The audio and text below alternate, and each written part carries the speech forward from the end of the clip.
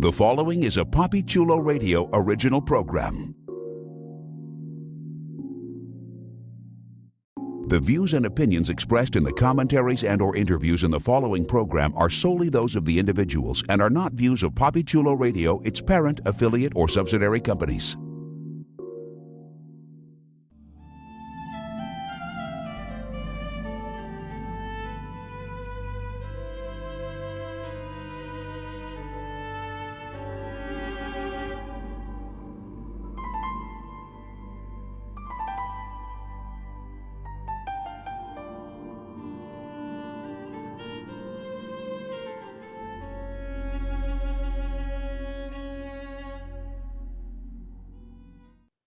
Welcome to The Waking Dream, a PapiChuloRadio.com original series. Papi Chulo Radio, pop culture on demand.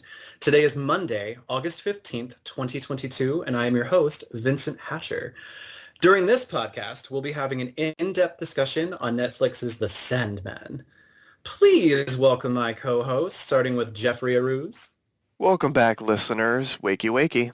And Priscilla Obregon. Hey, everybody. I love saying your last name now, Priscilla, because it makes it, you kind of sound like a countess or like a duchess or like an awesome female villain in a movie. Yes, I'm a villain. I love it. It's a dream come true. Hail the Grand Duchess Obregon. All right, so let's jump into our discussion of Season 1, Episode 3, which was titled Dream a Little Dream of Me, and debuted August 5th, 2022 via Netflix. Here's the official synopsis of the episode. Morpheus tracks down the last known person in possession of his sand and receives an unexpected lesson on humanity. Ethel pays a visit to her son. So, we start off and we have a pub.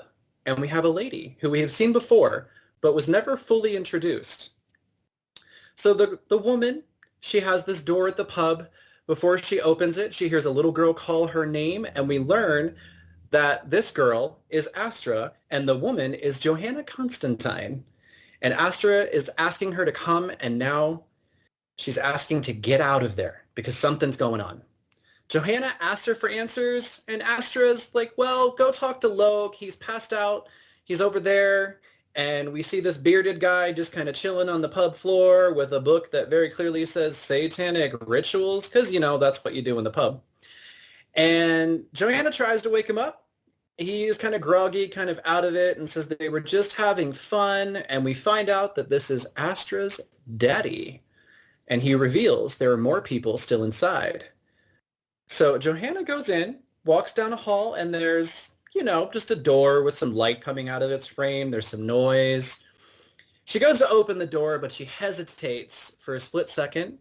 And when she's hesitating, she finally gives up and goes to open the door. And when she does, she's dragged into the room. And the next thing we see is Johanna waking up in the back of a cab. I mean, I've done that, you know, just walked into a bar, gone to open a door and ended up in the back of a cab. It happens, you know. So getting out of the cab, after she kind of jostles herself back to reality, what's going on? Johanna is interacting with a woman who is, you know, at first glance, she looks kind of like, you know, your typical homeless person that's got a bunch of belongings and just standing there. But we find out that this lady is named Hetty, and Johanna clearly knows her. And Hetty warns Johanna that something, or more like someone, is coming. And that someone is Dream, because he wants his sand back. So if you remember, his sand was in the possession of Johanna Constantine, as we found out in previous episodes, and he has now come to make her pay the piper and give it back. Well, Johanna isn't having any of it. She's like, okay, cool, sure, you know, Dreamland, Sandman, whatever, that's just a fairy tale, whatever. But then as she goes to walk into where she's going, who is standing right there dramatically at the top of the steps but Morpheus himself? And Morpheus says to Johanna, we have business. And she says, get in line, and just walks past him into the nearby church. As Johanna heads inside, we are introduced to another character who she knows and has clearly worked with in the past, named Rick the Vic, who has called Johanna for a rather interesting purpose. You see, the royal princess is asking to marry in a rushed ceremony that is very private a prominent footballer. Now, for those Americans like me who might be ignorant, footballer, soccer player, interchangeable, used differently depending on which country you're in. So he's a soccer player. And Joanna's a little bit curious, but she says, you know what? I don't like working with royalty. You know what happened last time? I'm not going to do it. Rick the Vic is like, I'll double, triple your pay, whatever, what have you. Still not enough. Joanna's about to leave, but then she hears the princess from somewhere else in this church making some hubbub. And she's curious, so she turns to the Vic and says, take off your top. And next thing we know, Johanna is officiating, this wedding between the royal princess and her footballer boyfriend.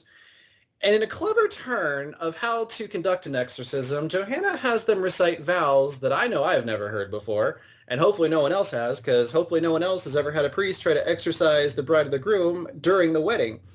But the groom starts coughing. He has a little bit of issues getting his vows out. And that's when we kind of realize she's been doing a little bit of an exorcism. The demon comes out in this gruesome little scene of ripping the man's head open, and then the demon is there. And Johanna's like, all right, cool, so it was the groom.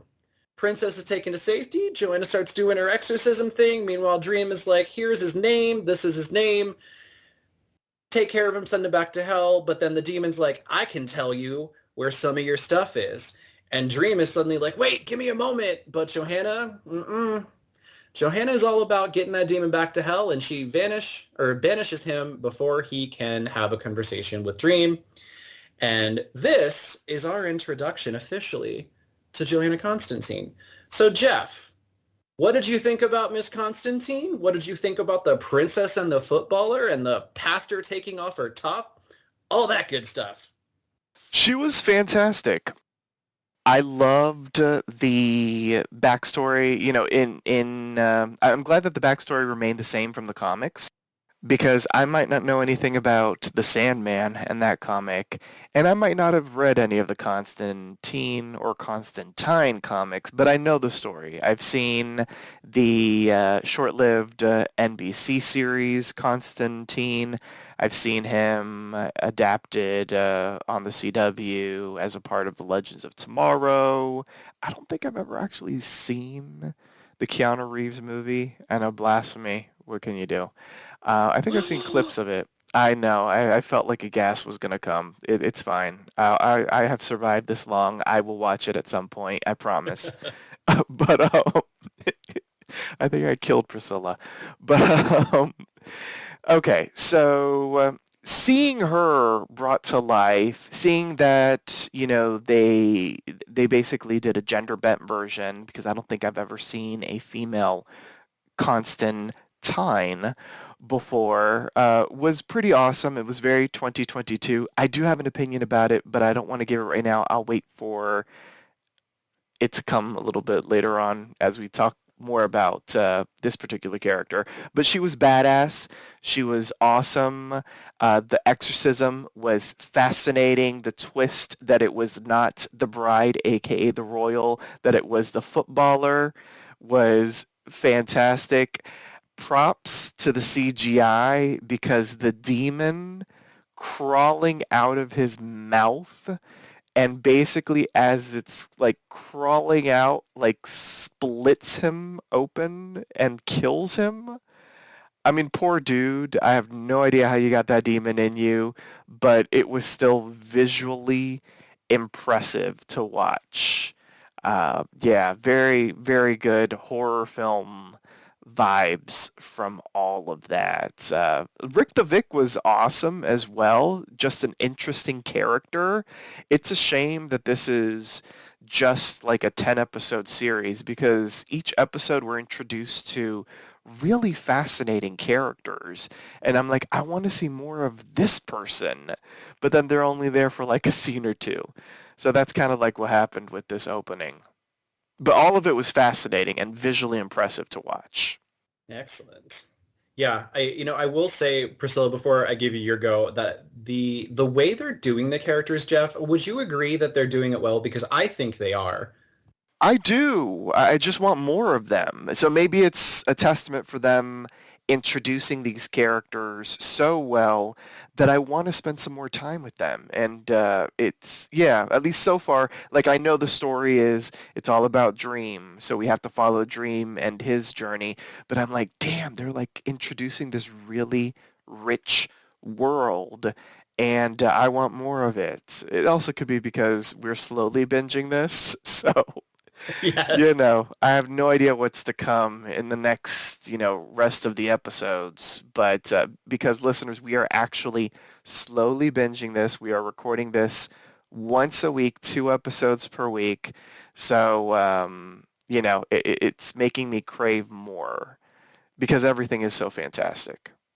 Yeah, it would be very easy because we've casted about shows in the past where they end up introducing a metric ton of characters or even just a handful of characters, and it is something that I personally feel is really difficult to do. So I'm glad you agree because I think they are handling it really well, and no one has kind of fallen by the wayside.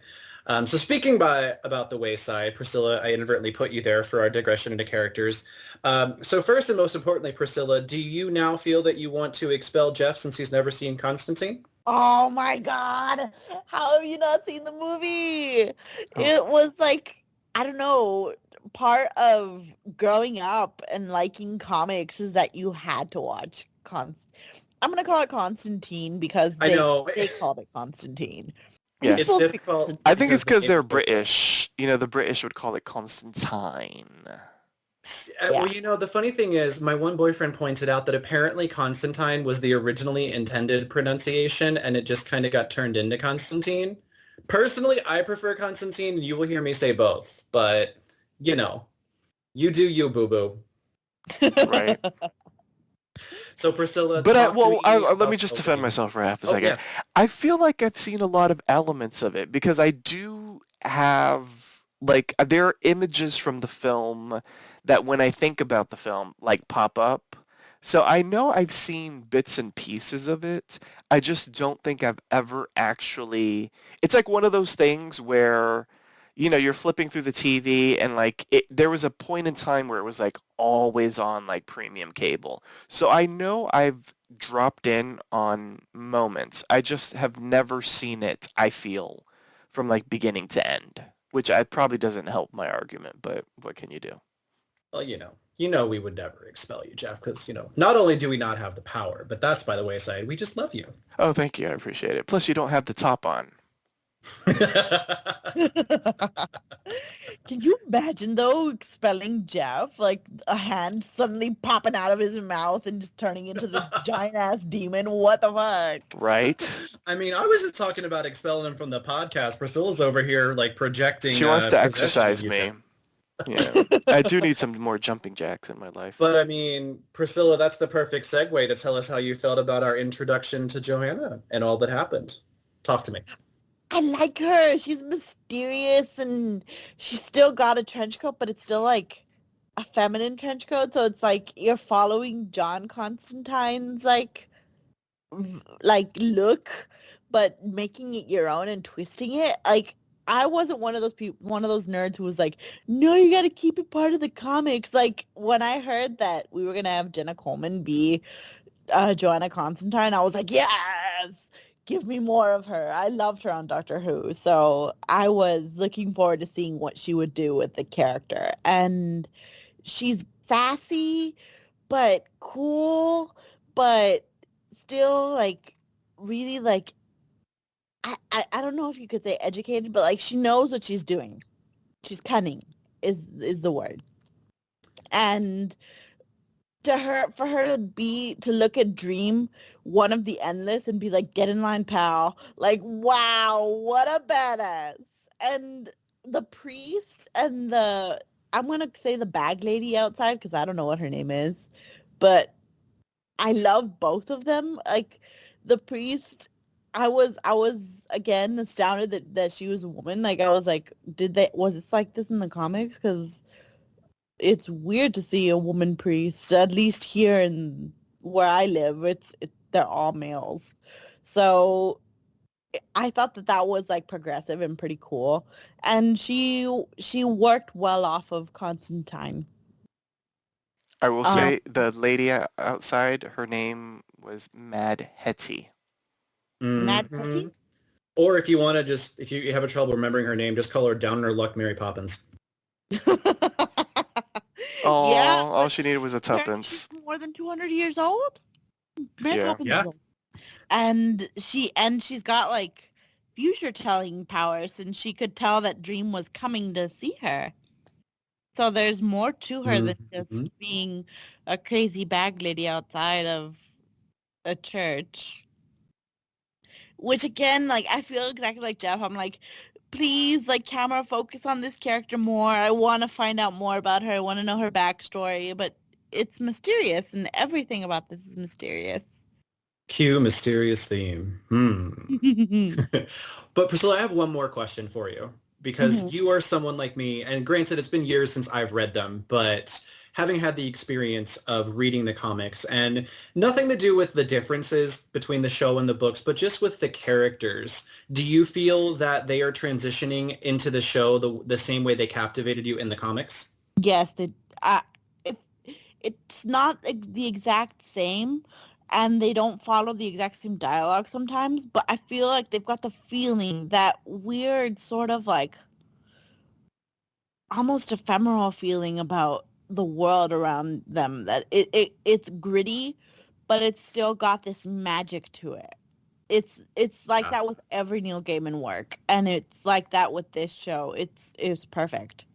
I'm glad you mentioned that, because like I have watched some of his other IPs that were turned into shows or movies or whatnot, and he is a fascinating writer in the way that he weaves all these tales, because as Jeff kind of mentioned, and I just had Priscilla touch on, there are so many characters in this world, and it can be very easy to get lost. But I found myself the same as like when I read the comics, and I'm like, oh, I wish this person had their own like spin-off comic, because they're fascinating, and I find myself with the show, I'm like, I agree about Mad Hetty, like, is she going to come back? And if not, she's so memorable. I wish that she would get her own episode.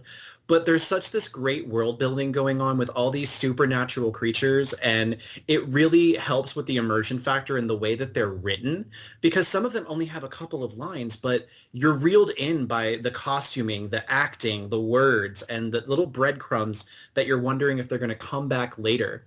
And I really, really enjoyed the opening to this episode. Constantine was absolutely wonderful. I love the fact that she was almost like Constantine after rehab, because as we all know, our Constantine that we're used to is constantly drunk and disheveled and chain smoking. And we got a different version of him as Johanna. And I mean, yes, obviously she clearly probably imbibes, but she is relatively well kept together. There's order in her chaos. She's bearing the weight of her supernatural life and all the bad things that have happened to her, and they're weighing on her, but she still manages to be so svelte and elegant and just like ready to kick supernatural ass if she needs to. So I was totally here for her.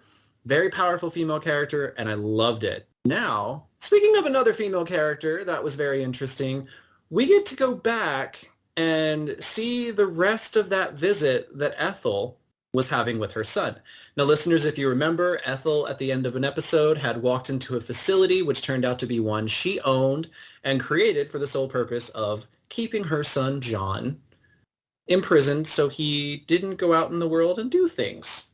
So we have Ethel and John. They're having their little mother-son reunion, and she's trying to help John and herself by finding the ruby because she knows the dream is coming, and we get to see a vulnerable side to Ethel. We got a little bit of that last episode when she was talking to the Corinthian, but she still had that hard steel undercoat, and the Corinthian didn't really get through to her. I feel like here we're seeing her very, very vulnerable because she's with her Achilles heel. She's with her son, John.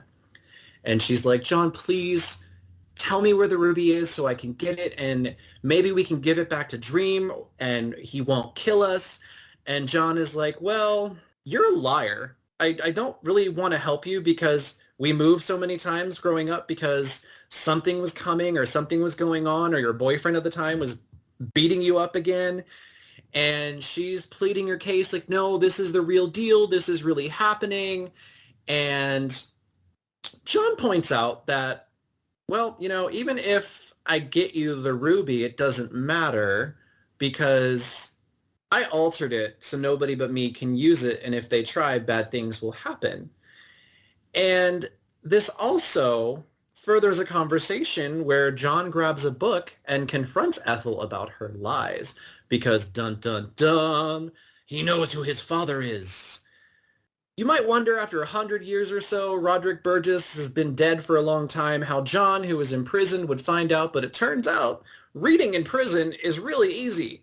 And he got his hands on some books that told him all about Roderick Burgess, and he made the assumption and the connection that that's his father, and he tells his mama, if you want the ruby, you need to be honest with me for the first time ever. Now, full disclosure, we do jump back to Johanna and Dream, but I'm going to add a little bit more meat and potatoes to this Ethel and John scene before we revisit our friends searching after the sand. So, when confronted with "you need to tell me the truth," Ethel does something that Ethel doesn't normally do. And she tells John the true story about his father, his birth, the desired abortion that she didn't want, and all of the hijinks that went down in the Burgess household. And John realizes she is being honest with him, and he's still not keen on giving up the ruby, because he says, hey, why don't we use the ruby to make a dream come true where Morpheus, aka Dream, doesn't exist, a world without Dream. Ethel's not sold on the idea, and they talk about things and a little bit more, and he's still not keen on giving her the ruby, but then Ethel kind of changes her strategy, and she's like, you hurt people with the ruby. He's like, that won't happen again. She can kind of tell that, he's probably not going to give her the ruby, so she has to think about how she's going to handle this. They're continuing to have this back and forth, which was a really interesting connection between these two. And we'll leave Ethel and John there for right now. So now we go back to Joanna and Dream. And they're talking outside the church after the exorcism. He fills her in on what's going on with him, his missing tools, the mystery of what he needs and why he's after her. And she's like, oh, well, I sold the pouch because I could never even get the damn drawstrings open. And Dream is like, well, we need to get it back. And she's like, what's the big deal? And Dream points out that without the sand and without him getting his powers back and his other tools, humanity is going to face ultimate disaster and perish. So, this is a good pep talk, to motivate somebody to helping him. And she tells Dream, okay, cool. I'll help you, but I'll work alone because I only work alone. And as she points that out and he's about to rebut, she also notices a nearby raven saying that, oh yeah, Dream always does have a raven. And he's like, no, I don't. And she's like, well, then that one over there isn't yours. And Dream's attention is distracted as he walks over to a raven and demands him to tell him his name. And Matthew introduces himself. And clearly, Dream is not too happy. And Lucienne sent you without my advice, against my order. And I don't need your help. And clearly, Dream is hung up about Jessamy, which is understandable. I'm still heartbroken about Jessamy. And at that point, Matthew's like, you do need my help because she just escaped. And he turns and Johanna is gone. So Priscilla, talk to me about Ethel and John, Matthew the Raven, and the interaction between Johanna and Dream, and working together or not. My God, I loved the interaction between Ethel and John. It was very complicated. It was nuanced. You could see that Ethel is just, she's used to lying. She's used to getting her way. She's used to being sneaky and just not really telling the truth all the time and twisting the words to make sense to her. But with her son, like, she started lying and her son's like, nope, cut the bullshit. You're going to tell me the truth for once in your goddamn life. And she just caved because he, like you said, he's her weakness. He's what makes her vulnerable. And it's so weird to call him her son when you see both of them and, like, he looks older than she does. So obviously that prison hasn't been doing him all that well, but that orb of protection has been doing her really well. And for her to finally reveal that Robert Burgess was his father, it's a big step for her. And I'm not going to go further into what happens because we'll get to that later.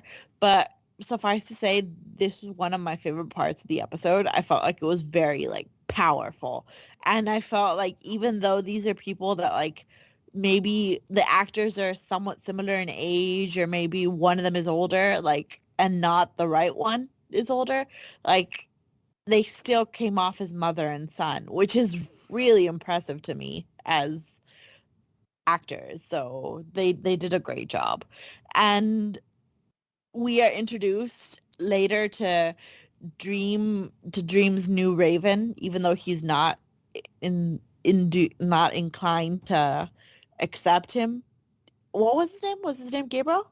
Matthew. Matthew, yes.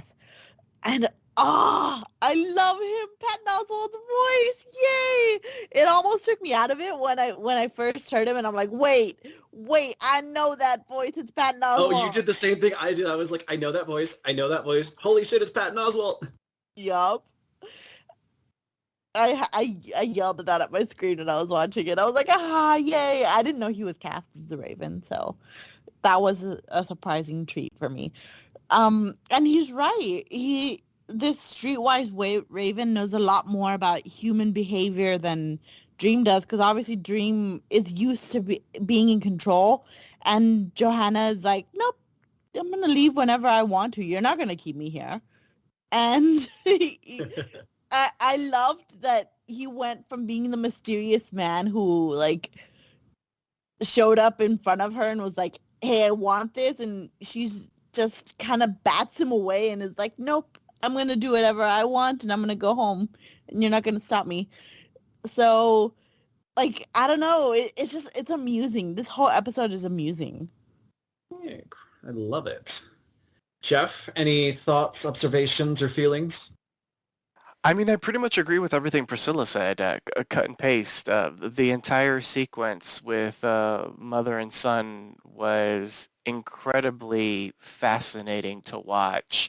Like, we have this episode where, we're on a quest. Technically, we're on a quest for something in both storylines. But, the one with Dream and Constantine is, feels incredibly urgent. This one, which is smaller and much more intimate, there's still that really strong sense of urgency in it as well. So, it was incredibly fascinating to watch, almost like a masterclass with these two actors in this white room. Yeah, I loved it. The mother and son dynamic can be really hard to capture with actors. I've seen it go bad. I've seen it go really well. And then when you throw in the equation of the son clearly being older than the mother, or he just looks like he is, either way, it can go wrong, but it didn't. I was captivated throughout the entire episode with these scenes, and especially in the opening gambit with those two, after the way we kind of left things with her just walking in, I was really curious to see where it was going to go. And they had such amazing chemistry. And once again, props out to, was it Jolie Richardson? That's who it was, right? Yes. Yeah. Like, she ran a full gamut of emotional changes and vulnerability and frustration and all of this. And John D sitting over here just like stoic and like, I know I'm right. And I know you're going to give in to me. And it was really fascinating to watch when his temper did kind of come out about the lies she had told and everything over the years. And then we transitioned to like kind of poignant mother and son moments. It was absolutely beautiful. And the interaction outside the church with Johanna and Dream, I think what I really, really loved is, Priscilla, I love that you touched on the kind of enjoyment and almost comedic aspect. I found this section to be not slapstick, but comedic with the right level of tone for what is otherwise a serious narrative. There was almost like an expectation of the sad trombone when Dream turned around and Johanna was gone, went wah, wah, wah. And I really, really...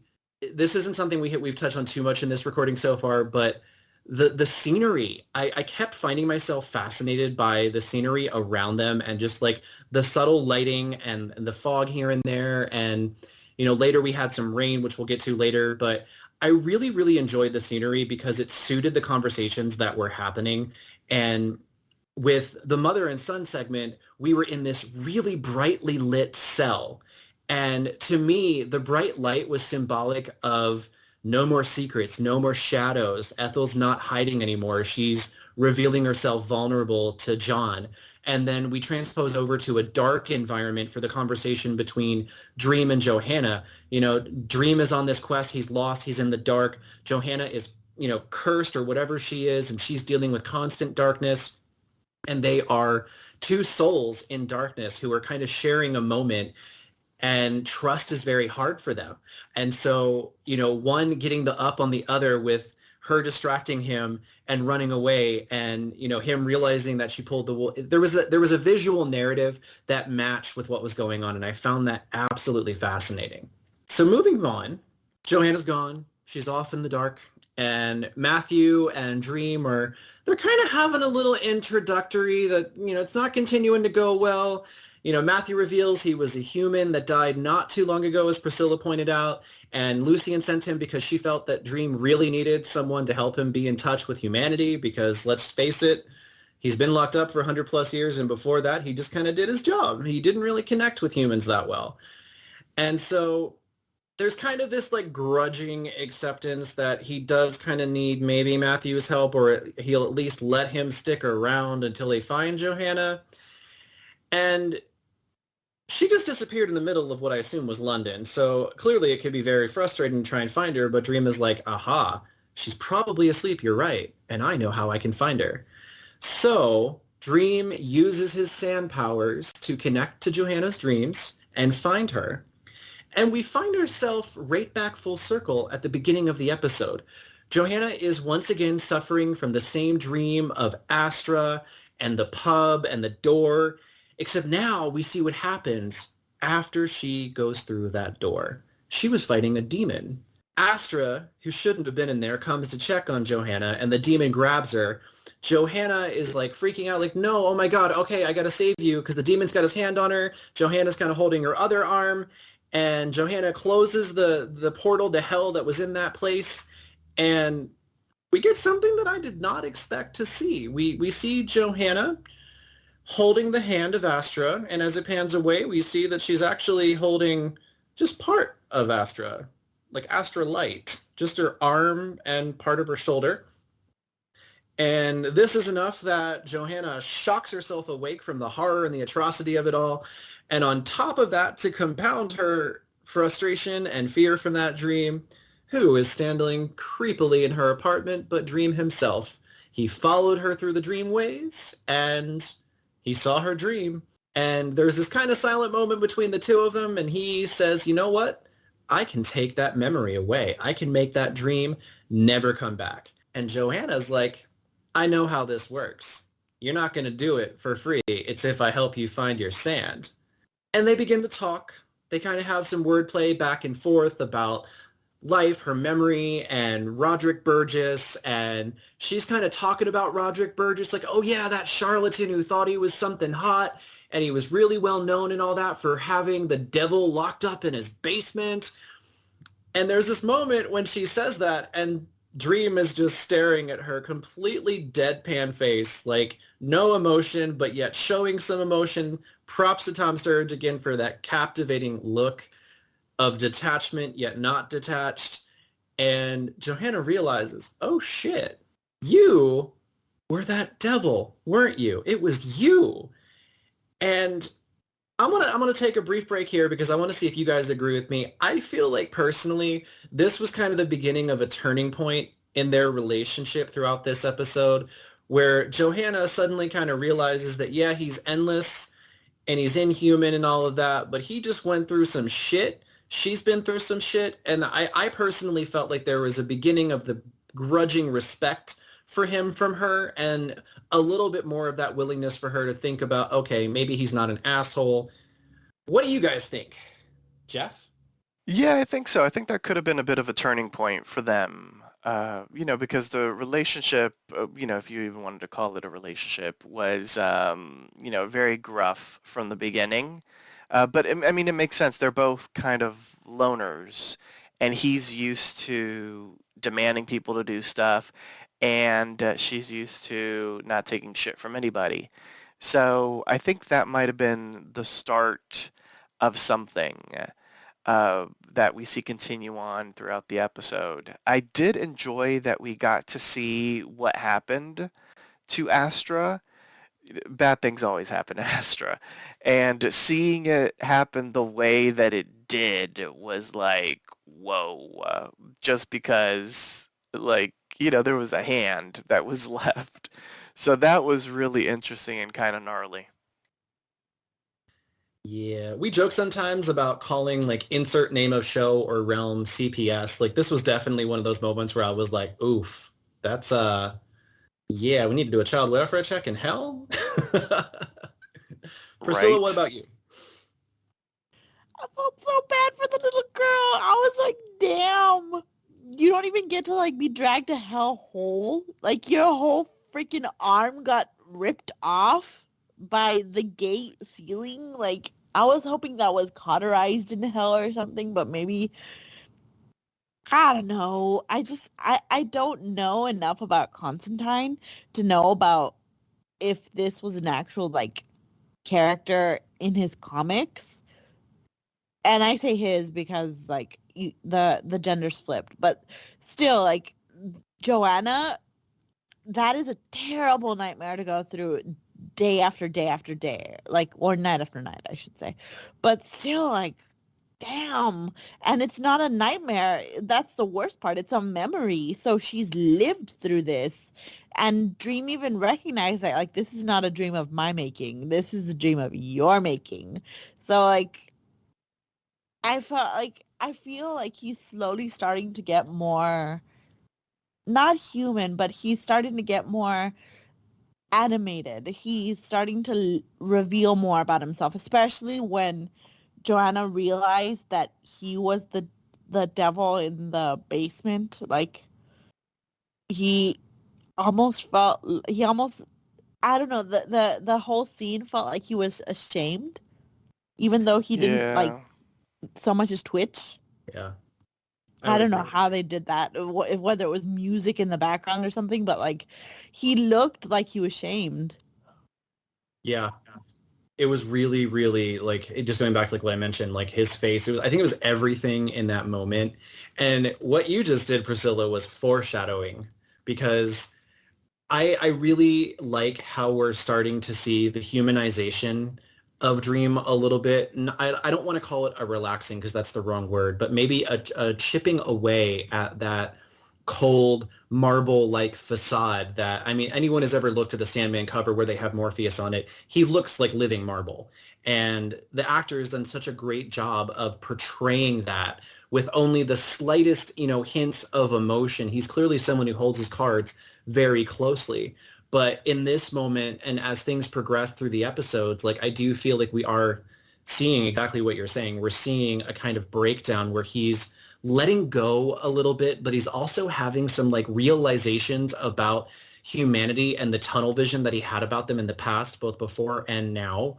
And I'm really excited to see him go on this journey because it's not something that's happening fast. It's like unraveling slowly, and it's just we're like fish on a hook, and we're getting reeled in very slowly and agonizingly to see where this goes for Dream and everyone involved with him. So after the interaction in the apartment, this begrudging respect and humanizing that's starting to kind of happen, we get a stroll through London because Joanna has realized she kind of remembers where the bag of sand actually probably is. And I don't know about you, but it would be very awkward to have any reason to go to your ex's house, but let alone to show up and be like, hey, yo, you got a bag of magical supernatural dream sand that I left here, and I'm here after not being here for a long time to get it back. Kind of awkward, right? Well, Johanna feels that. She really feels that because it is her ex Rachel's house where she believes that she left the sand. And she left said girlfriend without a breakup, without any note, without anything. She just kind of left and didn't go back like 6 months ago. And instead of Dear John, it's Dear Johanna, I guess. But she comes back. She's like, all right, this is the building. But on the way to the building, they talk about love. And she makes a remark that, it just never ends well, does it? And Dream kind of lets us in a little bit. And it gives you some foreshadowing, I think, for something we're going to talk about maybe next episode. But he says very heavily, no, I guess it does not end well, does it? And so there's like this micro little bonding over love and love lost. And they get to the apartment building and Johanna's like, all right, she's probably going to slam the door in my face, which is what I'm going to do to you right now when she lets me in. But she's also dreading the buzzer that she has to buzz because she's like, this is going to be awkward. And she buzzes. But where you would expect to be, hey, who the hell is there? Who is it? I don't want any. The door just buzzes open, oddly, without any preamble. And Johanna says, all right, cool, wait here. I'll work my mojo and get it back and be right back. So Dream and Matthew are chilling outside the apartment while Johanna walks up a very ominous apartment stairway, let me tell you, because I was like, this looks like she's going up to some like deep, creepy, like Victorian tower in a house. But the spiral image going up we get of her climbing up these stairs, and when she gets there, she knocks on the door, and her ex, Rachel, opens the door, looking healthy, happy, oddly not angry, but bemused as to why Johanna is there. Thus begins some, awkward ex-boy, banter like, oh boy, I wasn't here when I should have been. That's not cool.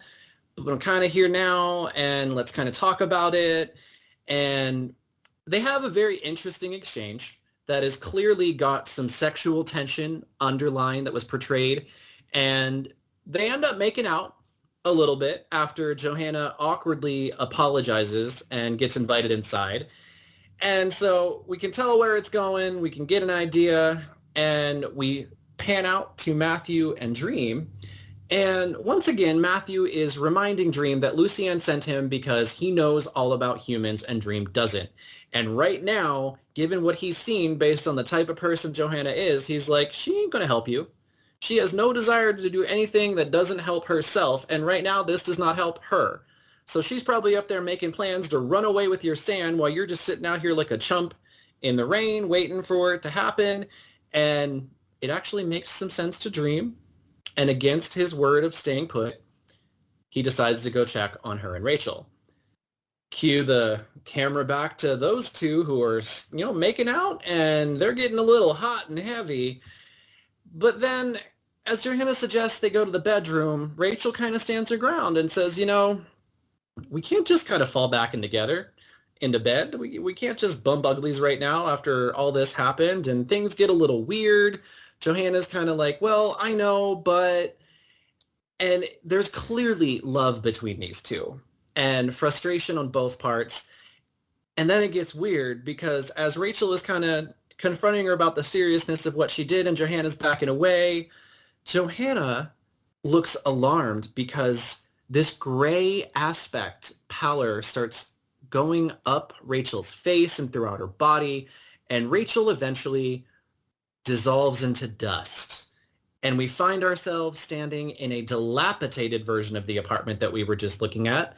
And that Rachel is gone. The apartment is looking like Mrs. Havisham's place from Great Expectations. And Dream is there, and they go in, and there is the real Rachel laying in bed, and girl's in some pretty bad shape.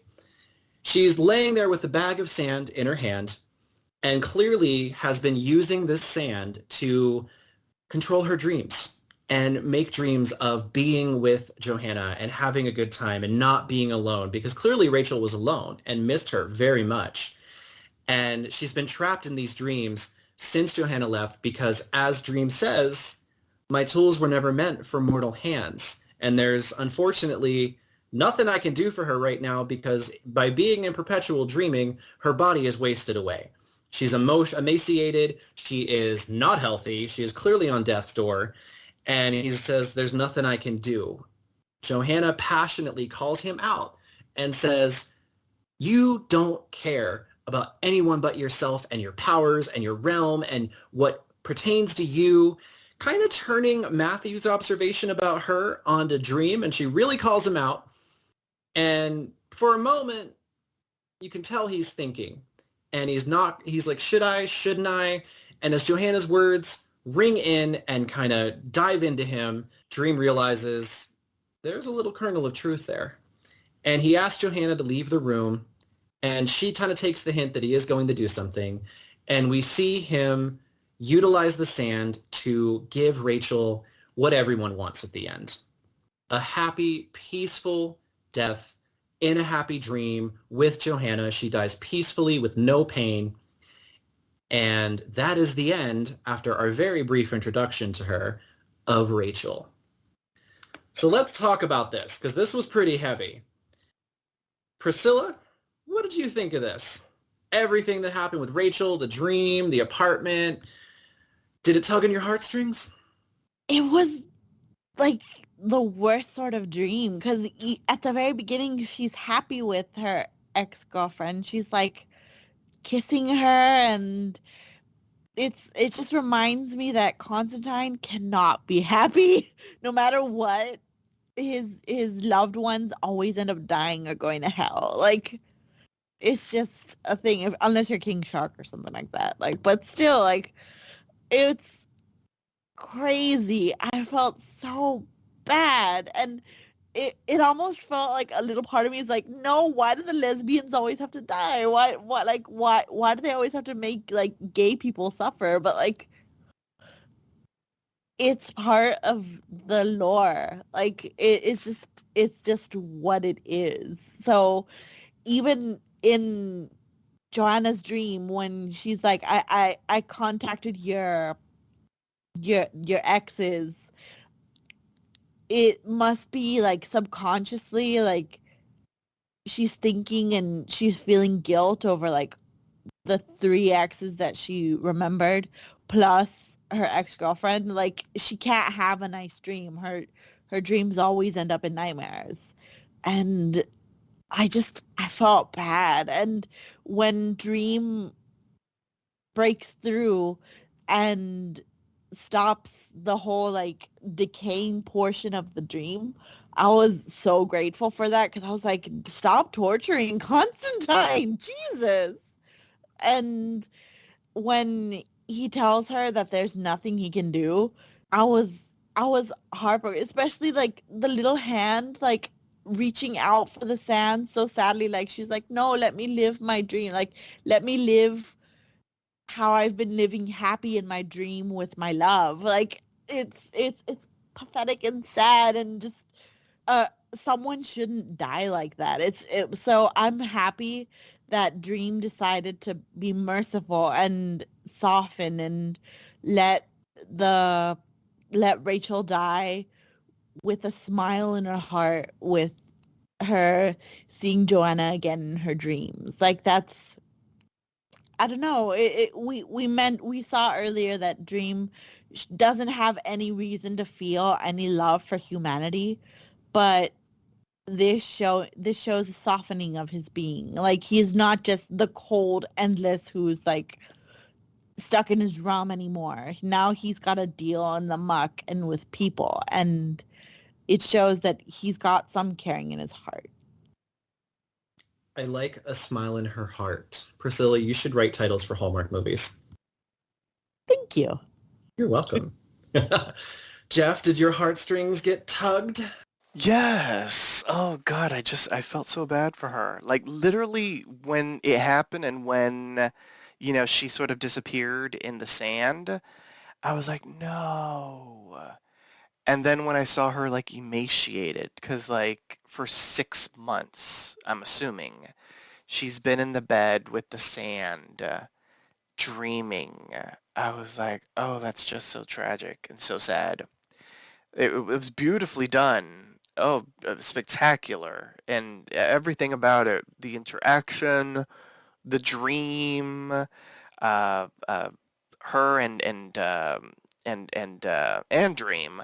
It was just all spectacular. The one thing that I thought to myself about this, and I'm not saying this as a naysayer about the gender flipping of Constantine, because I feel like we're in the year 2022, and let's be real, the majority of literary creations are white men or white women. So either gender bending them or turning a character that in literature, was Caucasian and turning them into BIPOC. I think that's progress, and it's modernizing these older stories that clearly did not express representation well. My only thing as I was watching this was I wondered, because we had never seen Constantine as a woman. I was like, did they do this because it's much more palatable for American audiences to have a bisexual character be a woman than a man? And that's the only thing that I wondered in my mind, based off of just American culture and the acceptance of sort of like the sexuality spectrum. I don't know if it popped into anybody's mind here, but it did make me think, because we do see many more women be bisexual in media, and and or be lesbian. And so that's all that I thought in my mind as I was watching it for like a half a second. I was like, I wonder if they did that because of the acceptance of that. I don't know. But that's just something that I thought. I don't know if anybody thought it. So I was curious as to why they went with a female, because if I remember correctly in the comics, it is, and Priscilla, correct me if I'm wrong, but it is actually the regular Constantine that we're used to, right? Yeah, it is. Yeah. I did catch in the episode, they actually refer to her as a descendant of a Constantine that he knew. And I looked it up, and I didn't find why they chose to go with the female. I think it could be that Neil was involved with the casting, and one of the things that's been going all over the internet is him like shutting down trolls and saying that you might not like the casting choices that I made, but wait on judging it until you watch the show. So I choose to believe that they made this major change because this actress, maybe he saw her and was like, I think she'd be great. Let's try this, or something along those lines. Maybe. She was great. Yes. No, I'm not, my whole thing wasn't negating that, but it's just, it makes you think about Yeah. representation in media and that sort of thing, and sort of like the tolerance and acceptance of American audiences. So I was like, I didn't see Legends of Tomorrow. Was Constantine portrayed as bisexual there? He was, yes. Yes. He had a full-on Okay. relationship with a man during the series' run. And women as well. So it's not as if the American audiences aren't used to Constantine. I have a more positive aspect of it. I feel like... Well, no, I don't Damon want to say I had a said this. negative aspect of it. It was just something that popped into my head because I was like, how American media sort of reacts to that. Mm-hmm. But I feel like they're like Jenna Coleman's on the line and she wants to portray a character. Let's give her Constantine. Fuck it, we'll make him a girl. Like that's I think that's how it went down. And that wouldn't surprise me. I mean, for me, like, I hate to say that I was one of the naysayers about the casting, but obviously, those of us who read the comics were following any news, or we most likely were, following news about the casting as the show was in development. I will say that for me, so far, all of my casting doubts have done exactly what Neil said they would do, and they've been erased because we're seeing such fascinating versions of these characters. And this whole scene was really great for me because I feel like it captured the character of Constantine, regardless of male or female, like the essence of that person's life and all the hell that they have gone through, no pun intended. And the constant, like, hey, you can have a little bit of happiness, but it's always going to be tinged with sacrifice and loss and nightmares and bad shit. And they executed it so beautifully. And I really, really, like, I teared up a little bit when Rachel went and Dream gave her the happy ending. I'm not going to lie. It was really beautiful. And Jeff, you had commented on like the CGI earlier in the episode with the demon being really, really almost flawless. And the disintegration of Rachel, like I had to go back, and I don't know if this was the same for you guys, but I actually the first time around did not notice the gray seeping up on her until she was like almost fully gray because it was done so subtly. Did you guys catch that? No, I completely agree. Like when I was watching it, like it seems like she started like crumbling before the gray hit. So like Yeah, it's just the colors are gorgeous. Like the detail work is nice. absolutely. It was really, really amazing. And so here we have a little bit of closure for Johanna and her ex and their love for the ages. And we're given a break from that heartbreak. And we go back to our mother and son, Mommy Dearest, and I'm not going to say Christina because it's John. But Ethel and John are still kind of having their back and forth about the ruby. And she's like, clearly this isn't going to work. He's probably not going to give me the ruby. And because of things that happened to him and him saying that these things happened because 6 people were after me and my ruby and they were bad and I killed them, it won't happen again. Ethel does something that I know I wasn't expecting her to do. She gives John the orb of protection in order to give him a mother's protection and love that she couldn't give him growing up. She actually says, I'm sorry I was a shit mother. She tries to give him the orb and he's like, no, Mom, you need it. You need it. This is what's keeping you alive and protecting you. But Ethel will not hear no for an answer in a uncharacteristically super maternal sacrifice. Ethel gives John the orb and he takes it. We have another sort of slow disintegration as Ethel's past 100 years kind of catch up to her, and she starts to go all Gloria from the Titanic, and she's looking like she's not doing so hot.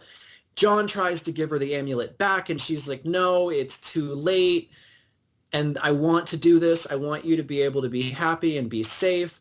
She continues to age rapidly, falling into his arms, and there she dies in her son's arms, and Ethel Cripps Burgess, whatever else name she had, dies in her son's arms. John is visibly upset and frustrated that his mother is dead and calls out for help out of concern. A guard comes in and the guard is like, what did you do? And John's like, I didn't do anything.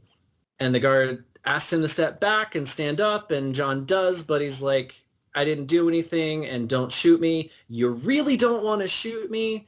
Remember that line, listeners, because we're going to hear it a few more times. He's like, you don't want to shoot me. You'll only be hurting yourself. But the guard does not listen.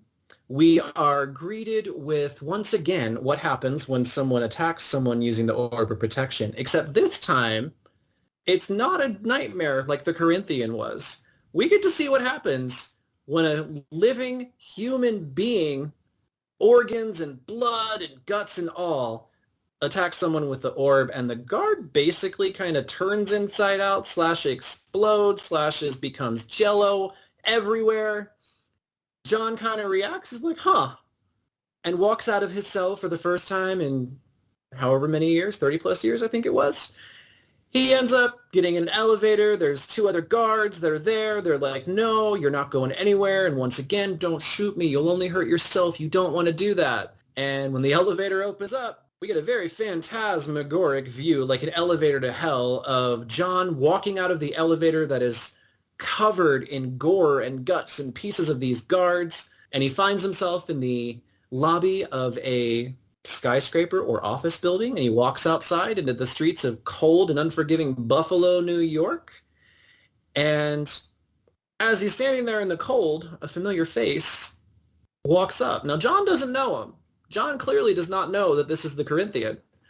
But the Corinthian, posing as a good Samaritan, offers up his jacket.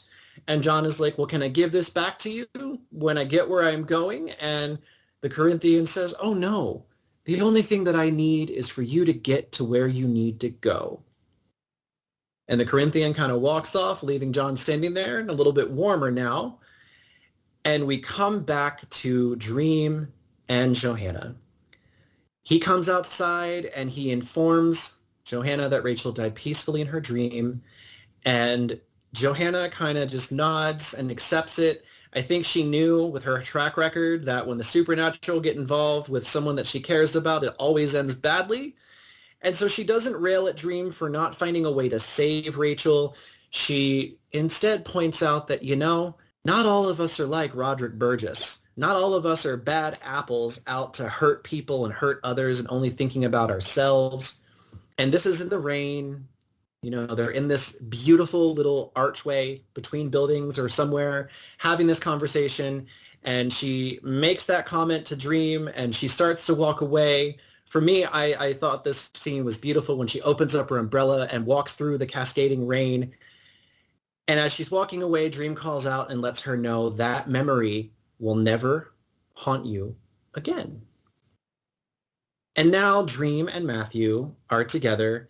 And Dream has a moment where he's like, don't go spying on me ever again. Because earlier with the whole Rachel thing, Matthew was outside the window pecking and kind of watching what was going on. And Dream is a little pissed.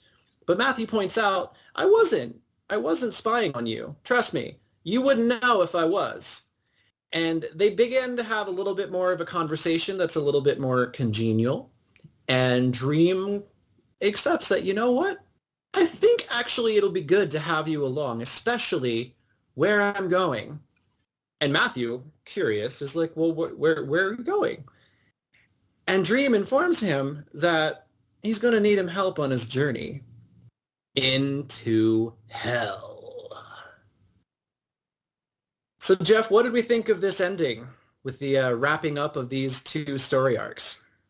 Oh, it was so good. The whole gnarliness of the protection amulet was fantastic. I love that effect. It was so good.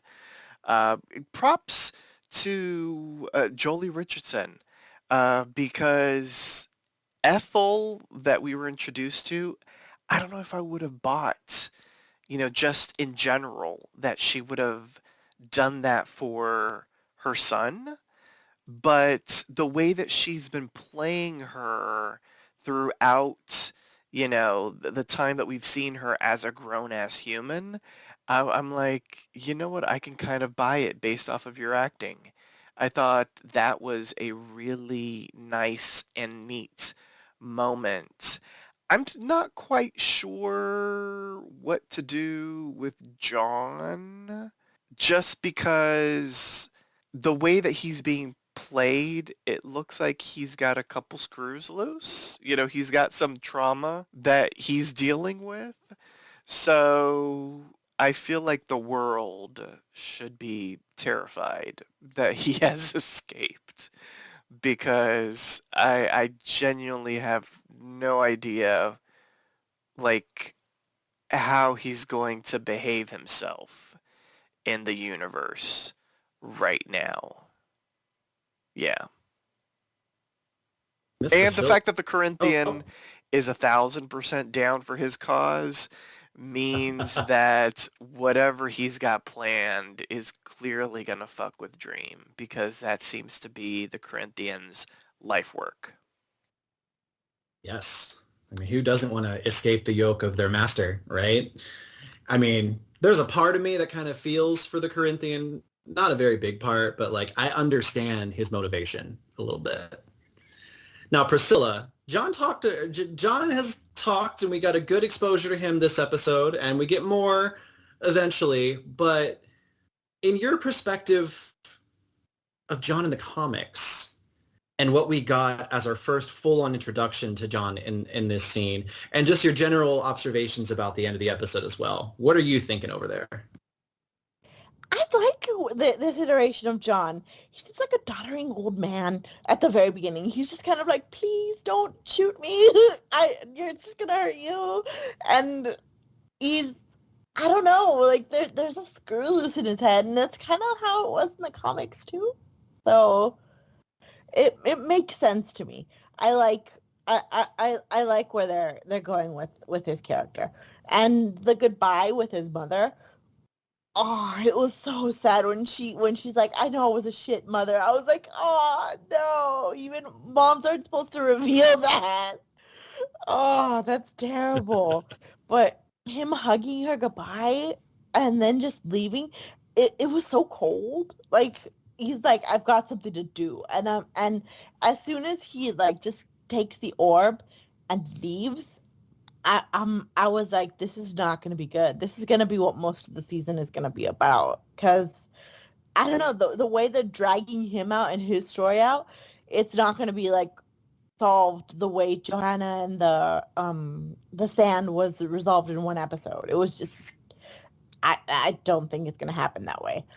And when the Corinthian is outside and he's like, you must be cold. Here's a jacket to make you feel warm. I'm like, you stop being so two-faced. If he just smacked your little glasses away, he would see that you're a monster. I don't trust you. And a part of me, like, forgot that he had the orb and was like, he's gonna die, he's gonna die, he's gonna die. But no, like, they added such tension to that scene with two people, like, with a lot of power meeting each other, and one of them, like, not realizing what the other is. Like, it's just, it's good. It's like seeing two titans clash. It's awesome. And as a side note, Jeffrey liked the visuals of the orb's powers, but I like the sound. The sound is like, oh yes, the sound was good. Crunch. Yes. Oh my god. The squelching of it all. Yes. Well, the visuals were cool because it was so damn bloody and gory, but the sound was spectacular because we really only got the visual once.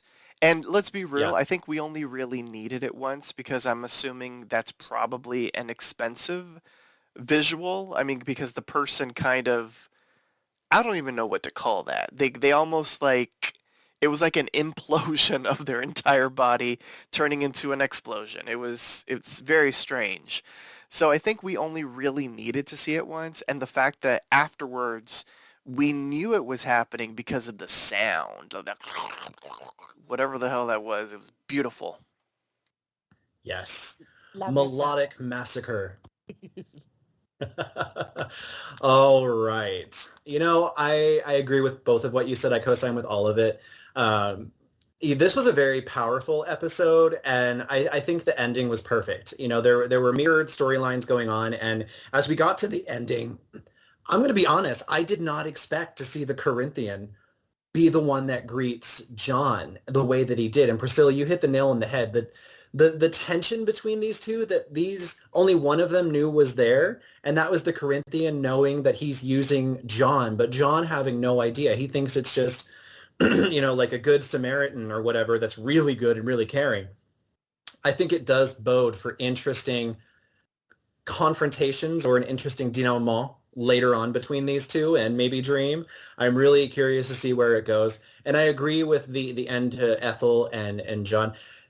Jeff, what you said, I also agreed. Like, if they didn't do such a great job writing and acting the scene, her giving that orb was something that I never thought I would kind of see happening. And so, you know, that turning into John walking out of the facility like Michael Myers in one of the Halloween movies. He was so still. He was in his pajamas, you know, just kind of strutting through, taking his time. It was the lack of urgency just added to the tension of what the hell is this guy going to do? And Priscilla, the reason I asked you, like, what you thought knowing John in the comics, like, I remember John being very vicious in the comics and, like, not liking him at all. I find myself actually kind of liking this version of John. Like, I feel myself having feelings of concern for the life that he went through because of Ethel, and him kind of being someone that maybe didn't start out with malevolent machinations, but ended up doing what he felt he had to protect himself. You didn't feel malevolent machinations when he was in the car with that woman? Ooh, spoilers! Oh, sorry. Well, that will be That's chopped okay. out. And we'll talk about that when we get to that next time. But in this environment right here, his exposition, I felt like his malevolence was out of necessity. Granted, a skewed, screw loose, crazy person necessity, but he wasn't outright vicious, in my opinion. But on that note, anything that I didn't touch on, anything you guys are feeling strongly about that you want to open up to our listeners about or share? I'll open the floor. I think we covered everything because I was like, I think everything was covered pretty well. I agree. Shout out to my secretary, me. Jeff, any last nuggets of wisdom? No. Yeah, we covered it all, and it was all good. Well, speaking of good, it is time for the MVP, the most valuable player. State which character impressed you throughout the episode and why. Disclaimer, once a character has been chosen, they cannot be selected again. So choose wisely. The Wheel of Fortune is spinning, and it is landing on Jeff. Who's your MVP and why? All right, I'm giving it to Ethel Cripps, the Madame, and all of her other aliases. Jolie Richardson was fantastic in this episode, and it's for what I said. She sold it for me. Everything that she was saying as Ethel to her son, I bought, and it was because of her acting. She, for me, was just absolutely phenomenal, and based off of the fact that she went from I don't know how old she was looking, 55 to like 1,000 over the course of about 45 seconds. I don't feel like I'm going to be able to give it to her again. So I wanted to take advantage right now and give her the MVP because acting wise, I thought she did a fantastic job. And if I'm being fully honest, I feel like there were many MVPs in this episode, and I know exactly who Priscilla is going to select. So I will give her that chance now. Ooh. Well, the Wheel of Fortune is now favoring you, apparently, Priscilla. Who is your MVP? Oh, mine is obvious. I've been gushing about her since the beginning. It's Johanna. She was so good. I feel like Doctor Strange when he's like, I love you in every universe. Like, I love you as Matt Ryan. I love you as Constantine in the movie. And I love you now. You're such a good, you show pain so well. You show it with, a grace and, a sarcasm. And seeing you go was one of the saddest parts of the episode for me, even when I saw Jolie Richardson die, because I simply didn't want to let you go. You were a great character. So yeah. All right. So we've got our first two. And Priscilla, I am very happy to acknowledge that our feud continues to be at an end because Johanna was not my first choice. I know. My MVP for this episode is none other than Matthew the Raven. So Matthew did not have a lot of screen time or a lot of dialogue. I mean, he had a decent amount, but at first glance, Matthew did not really, seem like a major player. But when I watched it the second time, he really stood out to me because we've talked about how Dream is going on this journey, not only to get his things back, but also it seems to be to come to an understanding about humanity not being something that is only one-dimensional. And I really feel that Matthew is going to be such an integral and an essential part of that journey, not only helping him get the stuff back, but also kind of adding that human aspect. Lucienne hit the nail on the head that Dream needed this, not only to get past the death of Jessamy, which was gruesome and horrible, but also to have a human presence, even though it's a dead human in a raven's body, but a human presence there to kind of act as a wall to sound things off of, but also to add some really well-written and subtle, sometimes not so subtle, comedy. And I love the fact that it was done so well with him. When Matthew had his lines and he was talking about not trusting humans, or he's like, no, trust me, if I'm spying on you, you won't know. It could have gone very poorly and fell flat, but the light humor and the character, Patton Oswalt did an amazing job. So my MVP definitely goes to Matthew. All right. So now it is time to rate the episode. How would you rate the episode on a scale of 1 to 10 Dream Helms? The point system is allowed if you found the episode exceptionally dreamy, deserving of more than 10 Dream Helms. You may, if so inclined, grant it the coveted Golden Dream Helm. Priscilla, you are up first. Give the first one a golden. I gave the second one a 10. I'm giving this one a golden. It was perfect. It went beyond my expectations of horror with the body disintegrating 3 times in 3 different ways. One turning old, one turning into dust in a dream, and one just turning into goo. So this is just epic, and it showed dream softening, and it showed new characters that you just wanted to know more of, and it had the clashing of 2 characters who you wouldn't expect one of them to be merciful to the other, but because the other one has the orb, like, he has to be, and it suits his plans. So it's a good gold for sure. Ooh, we're starting off with a high roller, a Golden Dream Helm. Jeff, are we continuing the steamboat of Golden Dream Helms, or are we going somewhere else? We're going somewhere else, but not that far. I'm going to give it a 10. I thoroughly enjoyed the episode as well. Strong acting from everybody. It was another incredible episode of The Sandman. This is going to be one of those series that I know we're just going to keep on rating highly because it has been absolutely fantastic, from the visuals to the music to the acting to the writing.